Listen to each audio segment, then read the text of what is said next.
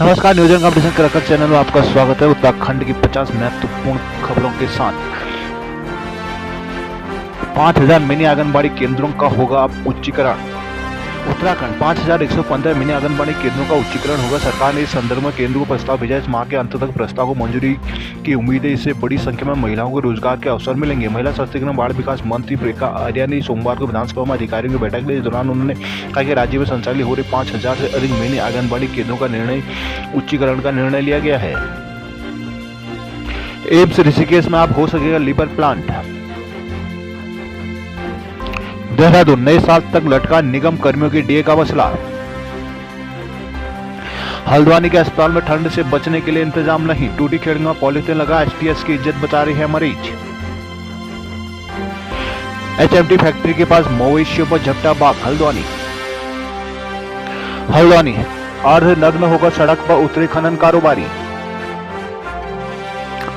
रुद्रपुर, सिख सम्मेलन में सीएम ने कहा नजूल भूमि पर मालिकाना हक का रास्ता साफ होगा।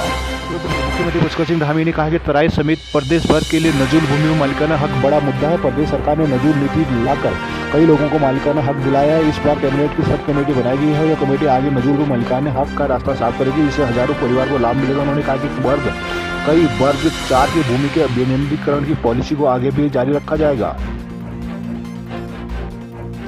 नशा मुक्त उत्तराखंड को प्रभावी प्रयास करें, धामी। सीएम पुष्कर सिंह धामी ने राज्य को नशा मुक्त बनाने के साथ ही ग्लोबल इन्वेस्टर समिट में हुए करार धरातल पर उतारने के लिए तेजी से प्रयास करने के निर्देश दिए। उन्होंने सोमवार को सीएम आवास में उच्च स्तरीय बैठक के लिए डीजीपी अभिनव कुमार को ड्रग के देवभूमि के लिए लगातार जागरूकता अभियान चलाने को कहा गया है। देहरादून, राज्य को सर्वश्रेष्ठ साहसिक पर्यटन का पुरस्कार मिला। उत्तराखंड को सर्वश्रेष्ठ साहसिक राज्य का पुरस्कार दिया गया। Adventure tour operator association of India की ओर से साहसिक पर्यटन को लेकर उत्तराखंड का चयन किया गया। राज्य में राफ्टिंग, पैराग्लाइडिंग समेत अन्य साहसिक गतिविधियों को बढ़ते क्रेज को देखकर उत्तराखंड को यह अवार्ड दिया गया है। दून की 3 महिलाओं का ब्लाइंड फुटबॉल टीम में हुआ चयन। दून के राष्ट्रीय दृष्टि दिव्यांगजन सशक्तिकरण संस्थान की 3 महिलाओं का चयन भारतीय महिला ब्लाइंड फुटबॉल टीम में हो गया है। इससे पूरे राष्ट्र संस्थान में खुशी की लहर है। खेल कोच नरेश नयाल ने बताया कि अक्षरा राणा, सैफाली रावत और शीतल भारतीय टीम में चुनी गई है, जबकि गोलकीपर श्रद्धा यादव रिजर्व सूची में है। उत्तराखंड में दमदार तरीके से लोकसभा चुनाव लड़ेगी उत्तराखंड क्रांति दल। लोकसभा चुनाव को लेकर उत्तराखंड क्रांति दल ने भी कमर कस ली है। उत्तराखंड क्रांति दल की केंद्रीय कार्यकारिणी की बैठक में तय हुआ है कि लोकसभा चुनाव के साथ ही निकाय और पंचायत चुनाव को दमदार तरीके से लड़ा जाएगा। इसी के साथ राज्य निर्माण को लेकर एक नई मुहिम शुरू की जाएगी। इसके लिए जनता को लामबंद कर गांव-गांव पहुंचा जाएगा। केंद्रीय अध्यक्ष पूरण सिंह कठेर ने कहा कि पार्टी हर चुनाव को पूरी गंभीरता के साथ लड़ेगी। हरिद्वार में वाल्मीकि चौक से चंडी चौक का रोड होगी चौड़ी। हरिद्वार अलबर वाले बाबा के जन्मोत्सव पर भव्य शोभा यात्रा।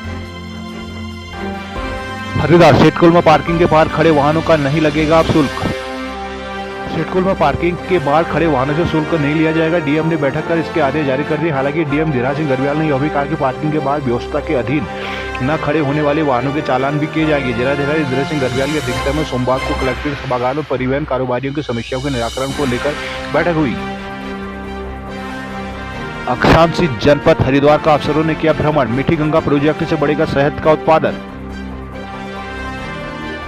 टनकपुर, नेटवर्क स्टाफ की कमी से तमाम खामियां दूर करने के कारोबारियों की मांग। टनकपुर में खनन कारोबारियों ने कांटे पर ताले जड़कर किया प्रदर्शन। टनकपुर शारदा बैराज स्थित खनन कांटे पर वन निगम की अव्यवस्थाओं पर खनन कारोबारियों ने प्रदर्शन किया। उन्होंने कांटे पर ताले जड़ दिए। विधायक प्रतिनिधि के आश्वासन में दोपहर बाद वाहनों ने नदी से उपखनिज निकासी की। सोमवार को शारदा बैराज स्थित खनन कांटे पर शक्तिमान यूनियन के अध्यक्ष अमन ठाकुर के नेतृत्व में खनन कारोबारियों ने प्रदर्शन किया। उन्होंने आरोप लगाया वन निगम की तरफ से स्टाफ और पर्याप्त कंप्यूटर नहीं रखे जाने से खनन वाहनों को रॉयल्टी नहीं कट रही है।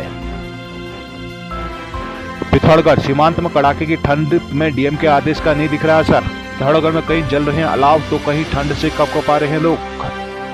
समुद्र तल से 6000 से 2700 फीट की ऊंचाई पर स्थित बेरीनाग में इन दिनों कड़ाके की ठंड पड़ रही है, जिसे देखते हुए नगर पालिका ने अलाव जलाना शुरू कर दिया है, जिससे स्थानीय लोगों को तो लाभ मिल ही रहा है, साथ ही देश के विभिन्न राज्यों से आ रहे पर्यटकों को भी राहत मिल रही है।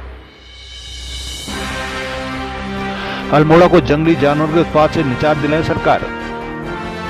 अल्मोड़ा जंगली जानवरों के उत्पात से निजात दिलाने की मांग को लेकर स्थानीय लोगों ने कंजर्वेटर कार्यालय पहुंचकर प्रदर्शन किया। इस दौरान उन्होंने वन निगम से जंगली जानवरों से निजात दिलाने की मांग की। ऐसा न होने पर उग्र आंदोलन की चेतावनी दी है।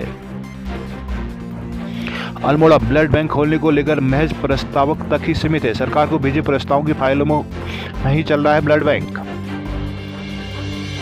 रानीखेत के गांव में पानी के लिए ग्रामीण परेशान। गंगवासु घाटी में 3 दिवसीय महोत्सव की शुरुआत। पौड़ी में हेमा कनासी के गीतों पर थिरकी महिलाएं। पौड़ी सांस्कृतिक विकास समिति गणवासु वाली और महाकाल सेवा ट्रस्ट द्वारा गणवासु घाटी में सोमवार से 3 दिवसीय महोत्सव की शुरुआत की गई। महोत्सव के पहले दिन लोक गायिका हेमा कनासी ने लोकगीतों की शानदार प्रस्तुतियां दी। महोत्सव में स्थानीय स्कूली बच्चों ने मार्च पास्ट किया।